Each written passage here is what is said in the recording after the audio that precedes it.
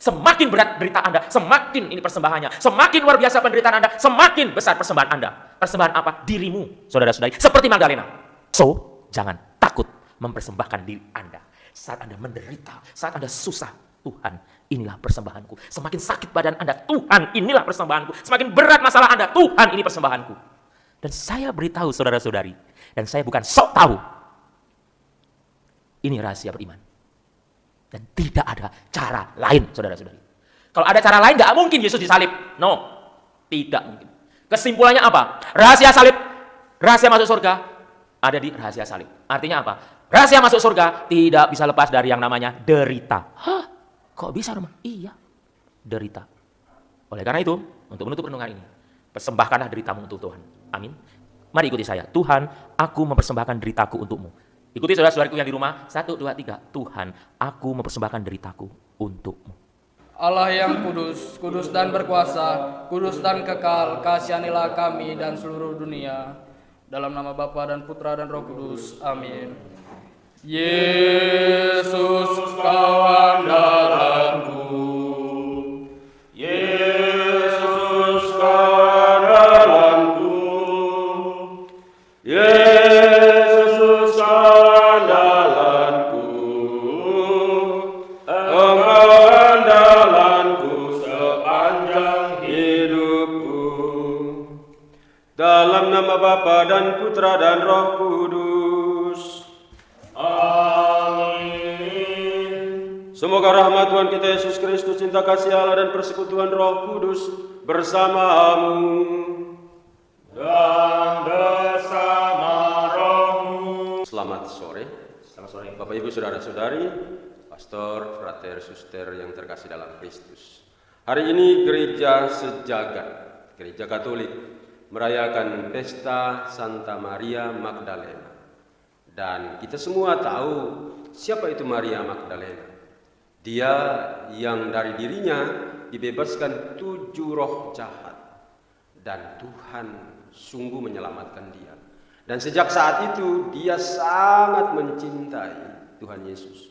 Dia mengimani Tuhan Yesus dengan luar biasa. Karena itu dia berjuang mati-matian untuk datang ke makam Yesus. Untuk meminyaki, berdoa agar Yesus dapat diselamatkan. Tapi begitu dia datang ke makam Yesus, apa yang dia jumpai? Sapaan namanya oleh Yesus yang telah bangkit, Maria, lalu membuat dia teringat langsung bahwa itu adalah suara Tuhan Yesus. Dia ingat, dan karena itu dia lalu mengatakan kepada Tuhan Yesus, Rabuni, Guru.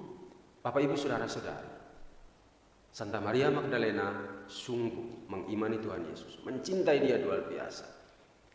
Bagaimana dengan kita? Apakah kita mencintai Tuhan?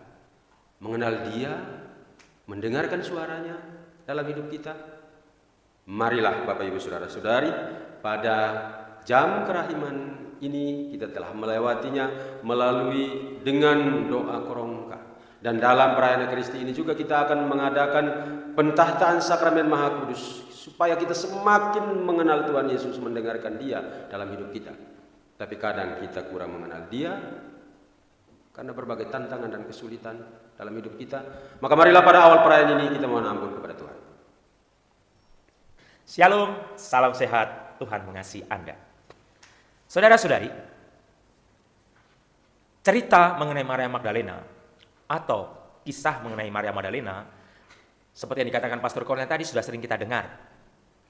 Yang menarik apa? Yang menarik adalah Tuhan tidak memperhitungkan masa lalu yang suram dari Maria Magdalena. Tetapi Tuhan memberi waktu, memberi kesempatan, bahkan memberi anugerah yang luar biasa kepada Maria Magdalena.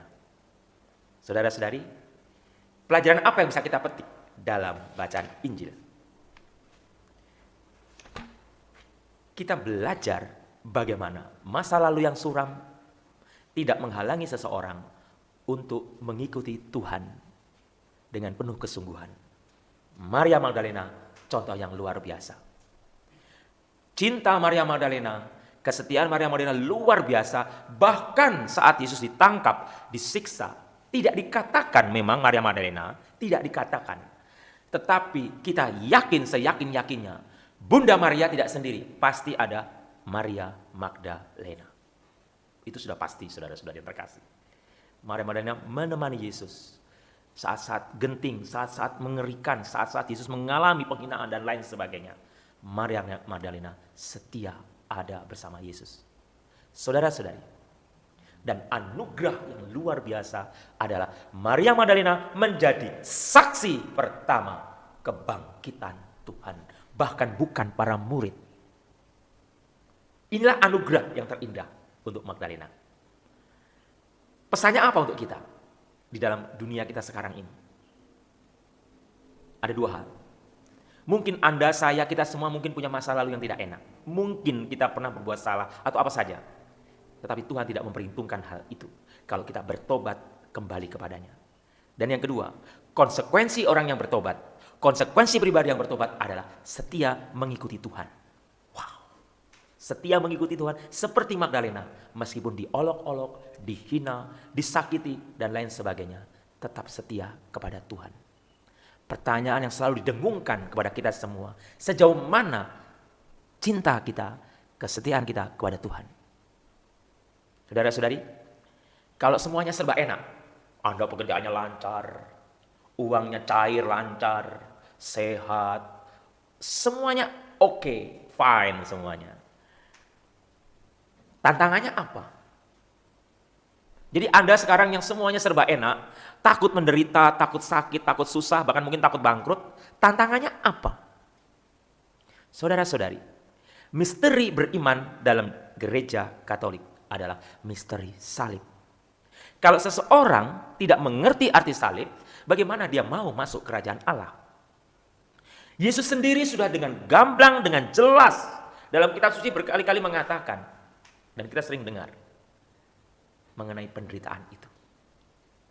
Barang siapa mau menjadi muridku, dia harus menyangkal diri, memanggul salib dan mengikuti aku. Ini konsekuensi logis. Dan untuk mengerti ini tidak mudah. Saya sebagai Romo pun, mungkin juga Pastor Cornel, kami semua para pastor, juga tidak mudah mengerti ini. Secara teori kami lulus mungkin.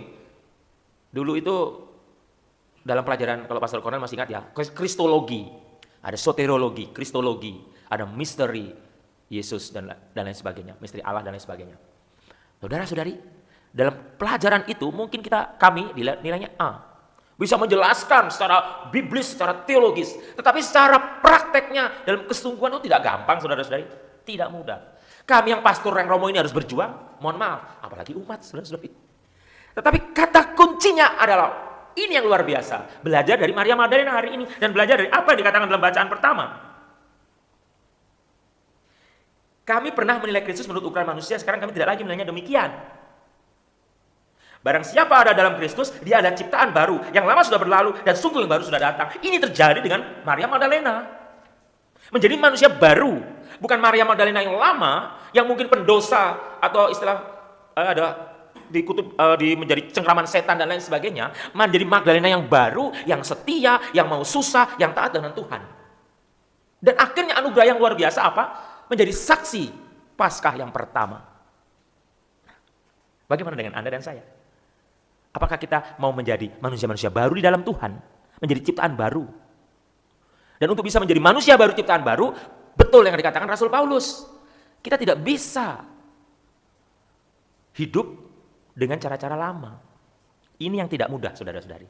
Dijelaskan secara teologi bisa, tetapi prakteknya dalam kehidupan tidak mudah. Nah, inilah perjuangan kita bersama. Kalau Anda menderita, hello saudara-saudari, kalau Anda susah, Anda sakit, pertama-tama jangan mengeluh, saudara-saudari. Karena kecenderungan manusia sakit mengeluh, manusiawi memang. Tetapi ingat dikatakan oleh Rasul Paulus, ukurannya bukan ukuran manusia. Kalau ukuran manusia memang stres, saudara-saudari. Oleh karena itu di dalam menilai hidup Anda, menilai situasi hidup Anda, kita belajar melihat memakai ukuran Tuhan.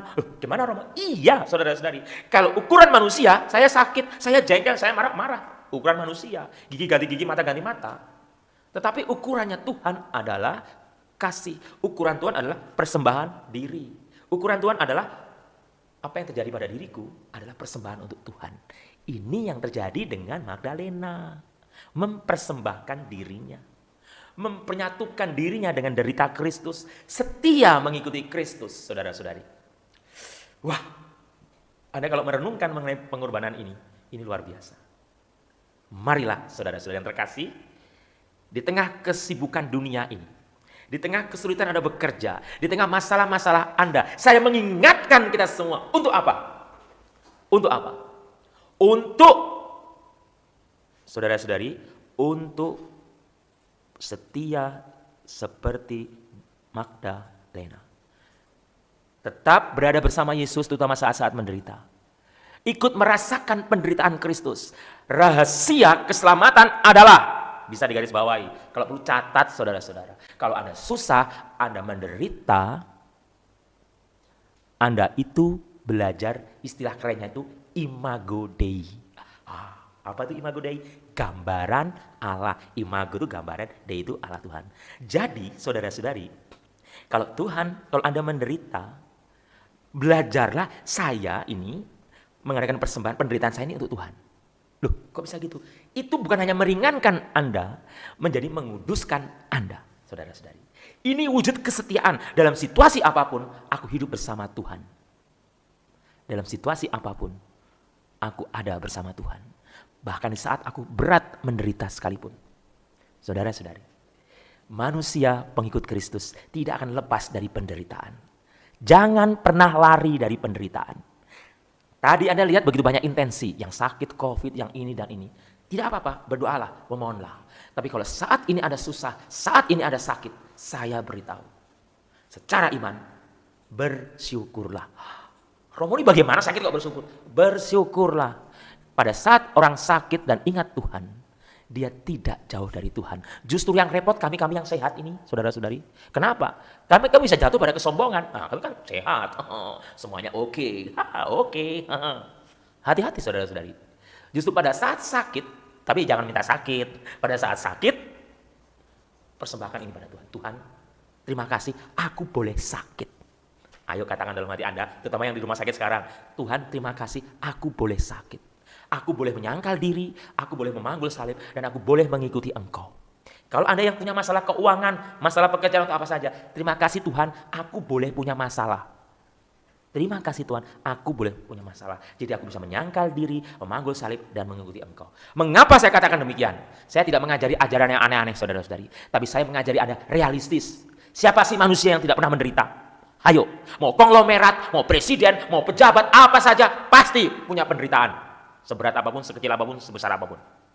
Tetapi bedanya dengan orang beriman dan orang yang tidak beriman adalah, kalau orang tidak beriman pada saat dia menderita, stres, mau bunuh diri dan lain sebagainya.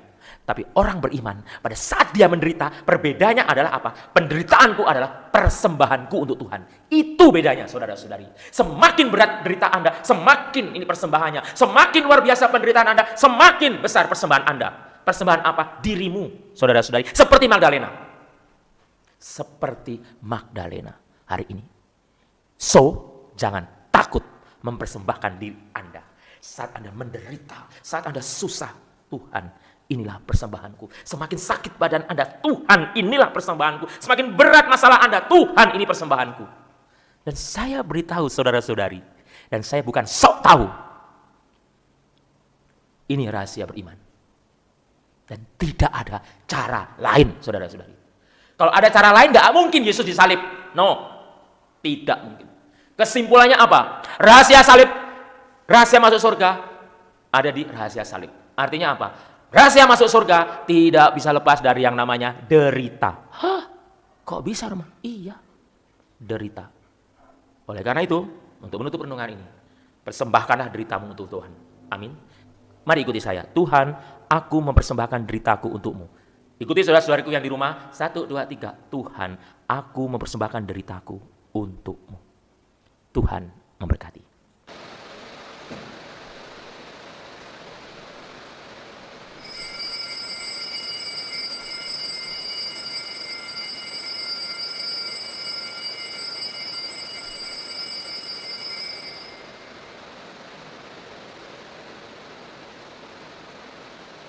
Cinta kasih Kristus mendorong kita supaya tidak lagi hidup bagi diri sendiri, melainkan bagi Dia yang telah wafat dan bangkit untuk kita. Bapak Ibu Saudara-saudari, terima kasih telah mengambil bagian dalam perayaan Ekaristi pada hari ini, Pesta Santa Maria Magdalena, dan juga mengikuti doa korongka dan pentahtaan sakramen Maha Kudus. Terima kasih juga untuk para petugas dan terima kasih untuk Romo Lulus yang telah menyertai kita dalam perayaan Ekaristi ini, mencerahi pikiran kita dalam khotbah yang menggugah kita, dan terima kasih untuk para donatur, saudara-saudari yang telah memberikan bagian yang dibutuhkan oleh keluarga dan diberikan kepada kami untuk pembangunan Gua Maria, Jalan Salib, dan Taman Doa. Semoga Tuhan selalu memberkati Bapak Ibu Saudara-saudari sekalian, dan jangan lupa untuk subscribe. Terima kasih. Sampai jumpa hari Minggu sore jam 3 pada jam kerahiman bersama dengan Romo Lulus. Mari kita mohon berkat Tuhan. Tuhan bersamamu Dan bersama rohmu. Semoga Allah yang Maha Kuasa memberkati saudara sekalian, Bapa dan Putera dan Roh Kudus. Amin. Saudara-saudari, pergilah dalam damai sambil memuliakan Tuhan dengan hidupmu. Syukur kepada